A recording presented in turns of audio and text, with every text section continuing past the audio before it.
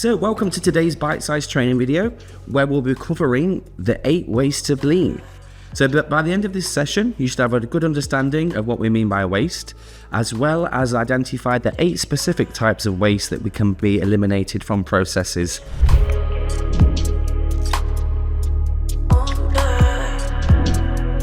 So let's start looking at what we mean by when we say waste.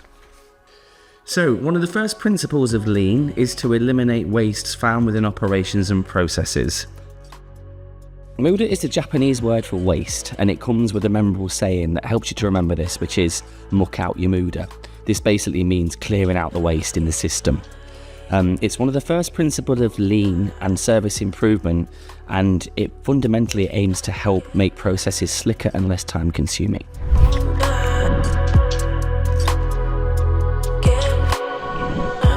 So here is an example of the lean waste wheel, which demonstrates the 8 different types of waste that you can find during process analysis.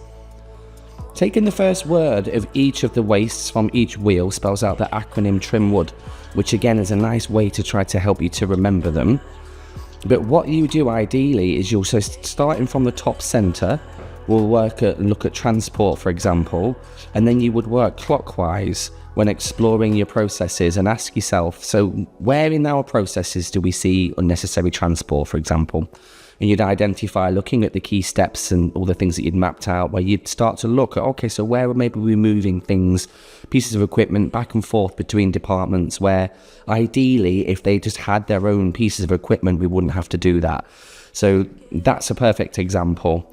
And the idea is that you move clockwise round and start to look at, okay, so where else then in the processes might we have resources of waste?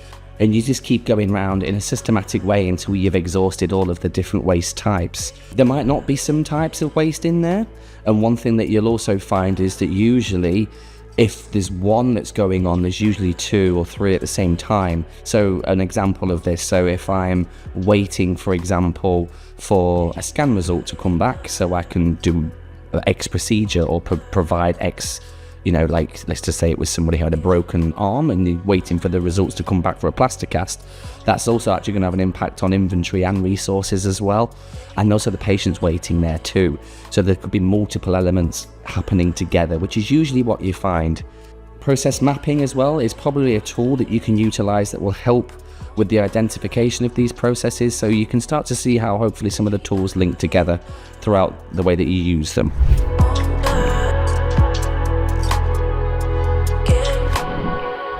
So here is an example of a 10-step process that we've actually taken from the process mapping bite size.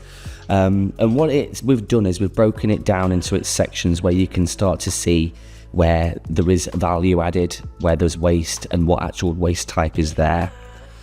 There's 3 motion wastes that are identified towards the center of the process here in the red boxes, and they demonstrate an immediate potential saving of up to 3 minutes, and that's due to things being placed more accessibly and centralized within the actual kitchen itself. So you can see a lot of that waste is just motion. The additional waste identified at step 3 could be moved to step 1, potentially saving an additional 7 minutes of time. But despite this and the steps showing that 10 minutes were taken to complete that step, you're still going to lose 3 minutes from the previous step that you're doing initially. So as you can see, you're only going to actually save 7 minutes out of that, but it's still a decent saving to be made. But overall, that you can see that the combined waste equals almost 50% of the entire process just from the 10 steps there.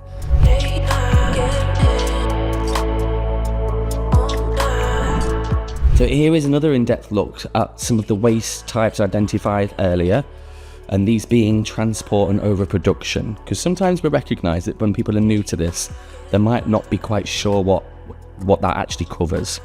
So what we've done here, we've included an administrative and a clinical example in regards to, well, what things could maybe fall under transportation and overproduction wastes, just to give you something to actually take away and to learn from. A comprehensive list of 8 waste types can be found on the intranet page and under the enclosed link as well on this particular slide, or you can search for these under lean waste within the main search function of the intranet.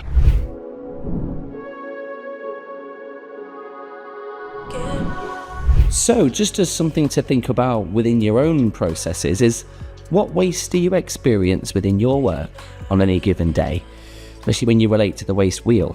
How many wastes are heavy on processes, and which ones are, what percentage of processes actually contribute to all your wastes? And how does waste and process variation impact on your workflows? So just some final thoughts for you to think about if it's something that you've not really identified too readily. So if you have any questions in relation to the 8 Wastes of Lean, please reach out to the Leadership and Improvements team on the email address on screen, and we'll be happy to support your learning journey.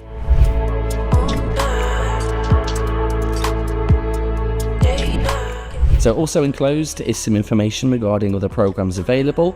Some of them are looking at different quality improvement courses and different leadership courses. Some of them are half days, some of them go all through to full days, and it's the variety of that's there really. It's up to you, I think, on maybe about identifying which ones you need next.